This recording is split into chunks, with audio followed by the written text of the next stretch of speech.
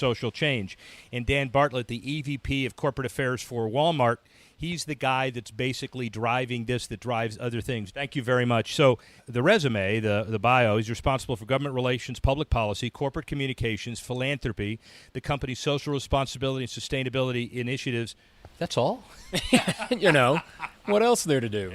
It's an incredible privilege to be able to represent the company in more than 28 countries around the world. And we have many stakeholders, as you can probably imagine, from government to NGOs to community leaders. And our opportunity, for example, for this tournament is really special.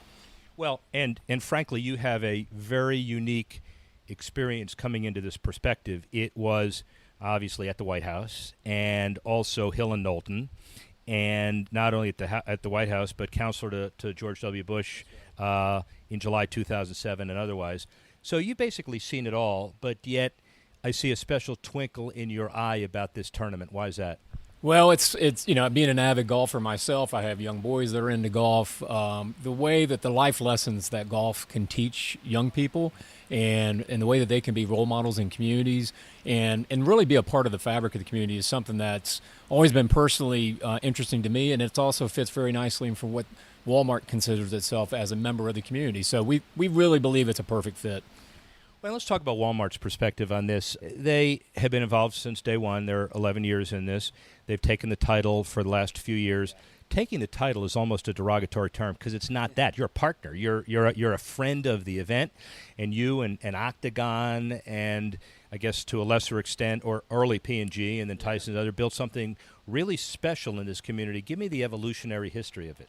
Well, it's just that. It's something that, sports events are not something that were instinctively things that Walmart has done. But when we looked at this at face value, said, what better way for us to give back to this local community? And despite how big we are and how many countries we're in, over 2 million employees around the world, it really all does start here in Northwest Arkansas, where the founders were from, where this company really got its start. And for us to be able to give back in a way and open up a first-class event like this of world-class professionals was something that we saw as a no-brainer. Now, it has evolved into something where we were just putting on a golf tournament to now the community engagement throughout the week, even before the the balls fly on the first day, has been the part that we're really proud of, and that's something we'll continue to build on each year with Octagon. It is only humility to suggest that Sam Walton and others, because they live here, that's why the tournament is here. There are a lot of national, international headquarters, Safeco just terminated its naming deal in Seattle, who decide that they're here, but they only want to have a minimal investment. So it's coupled with the geographic proximity, but also a tremendous vision about what an event like this can do in the future. Well, that's exactly right. And the fact that the LPGA really is an embodiment of world-class professionals around the world. And like I said, while we're located in this little small niche here in the United States, we extend across several continents. And for us to be able to extend our reach through this tournament to reach people maybe otherwise who wouldn't think about Walmart was a unique opportunity. Global social engagement defined as sustainability, hunger eradication, and female empowerment. You can't do that overnight. That's a pretty lofty set of goals. No, it is, and it's something that for the last, I would say, 15 years or so, we've gotten really serious about it. We understand that not only do we provide we think a good social benefit of bringing low prices to everyday Americans, the fact of the matter is companies are expected to do more, and we take that responsibility seriously. And so whether it's what we're doing to train and empower women around the world, in factories around the world, in our supply chain, or whether it's using the very scale and logistics that we have to drive efficiencies that can take greenhouse gases out of the air and do things to leave a better footprint than what we had before, is something we think is very natural to our business. Yet you read textbooks about sports marketing. You don't see a lot about Walmart. But this event is a textbook example of what to do and how to create an event that transcends sports. What's so special about this event?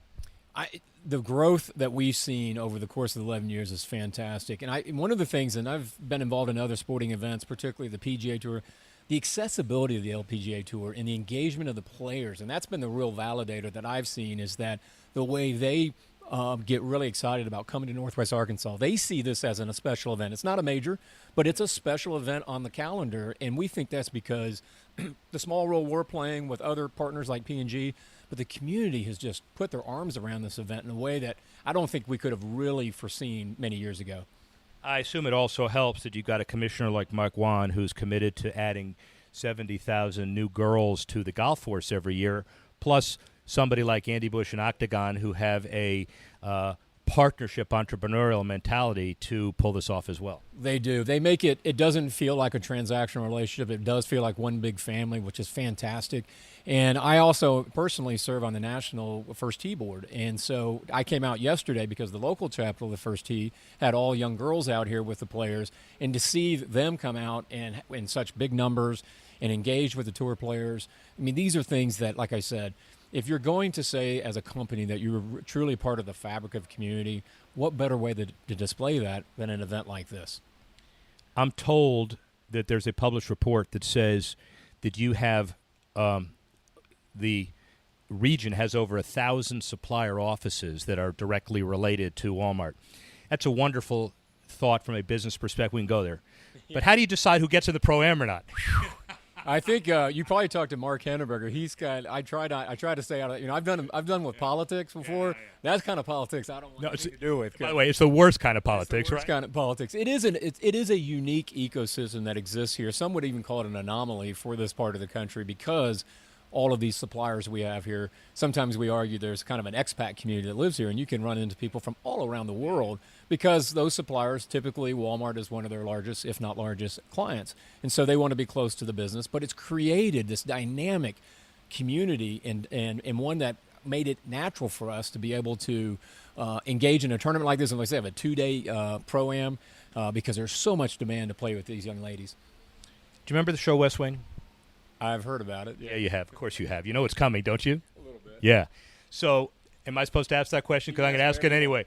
So it was. Take questions from Tim Russert. I think I can handle you. All right. Yeah, you can. You definitely can. Look, yeah. So the bottom line is, this is an amazing show. My family watches it, and the president's name is Bartlett. Any relation? It's funny you say that.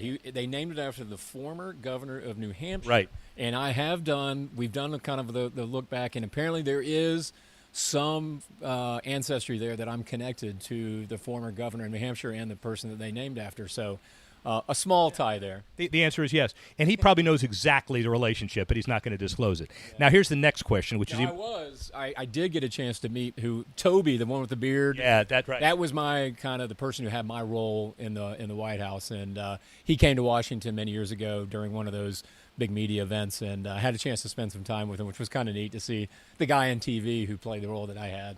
What do you think is more pressure, deciding who gets in this Pro-Am or actually sitting at the White House on a day-to-day basis? Look, I mean, it is apples and oranges in many respects. I tell you, though, it's interesting. I tell people a lot of times working at Walmart's like my second stint in government because it's like a little country here as big as we are. But, look, like I said, the politics of golf sometimes can be more difficult than the mess we see up in Washington. I'll say this. My political experience looks better in the rearview mirror. That's an interesting comment. And by the way, we will not go there. We don't have enough time, and we're just not going there. So the other thing quickly is a lot of it's anecdotal. A lot of it is strategic. Some of it is metrics, but we're not going to get into that. At the end of the day and at the end of a tournament like this on a weekly basis, how do you measure success? Yeah, that's a good point. There are the obvious metrics of the gate and how many people are coming in, and each year it grows in numbers. And so we're mindful of that. Like I said, the validation that comes from the players, from our partners, the community partners. And each year we evaluate it, and it's been a pretty easy decision to say, let's re-up again, because the return on investment, so to speak, is one that is everlasting here in the community. And again, one of the other uniquenesses here is the Arkansas Council and the Walmarts, the PMGs, and the Kimberly-Clarks, and the Tysons. And Octagon, I would assume at the end of a year, it's not, are we going to continue, but how do we make it better? That is the case. Obviously we are all under demands of P&Ls and those things, so we have to go through a process. But it is a pretty, easy process because the results have just been fantastic. And so I'm also excited about how entrepreneurial that Octagon is about this, that each time we come up with a new way to engage the community, a way that makes this a distinct tournament compared to everything else the ladies will see on tour. And I got one final question. How do you explain yourself? You're a Longhorn in Razorback country. How did that happen? Trust me, I'm a lone voice here, and the harder part for me is to make sure none of my young 4 boys flip on me. So, we have to keep the apparel. We have to represent as often as possible. The challenge has been is the Razorbacks have been playing better in sports than the Longhorns have as of recent. So we got to turn the tide there. But I remember it was 2 years ago. I think Arkansas beat Texas in a bowl game, and my kids got hazed at school, and we got roused pretty hard. So I get routinely, and there's a bet that whether I'll wear a Razorback shirt tomorrow in our pro-am, I'll bring news to you that it's not going to happen. That's the answer. That's probably more important than anything else is here, ladies and gentlemen. Dan Bartlett, EVP Corporate Affairs, Walmart. Big deal, big event, big contribution. Thanks for listening to this edition of Keeping Score.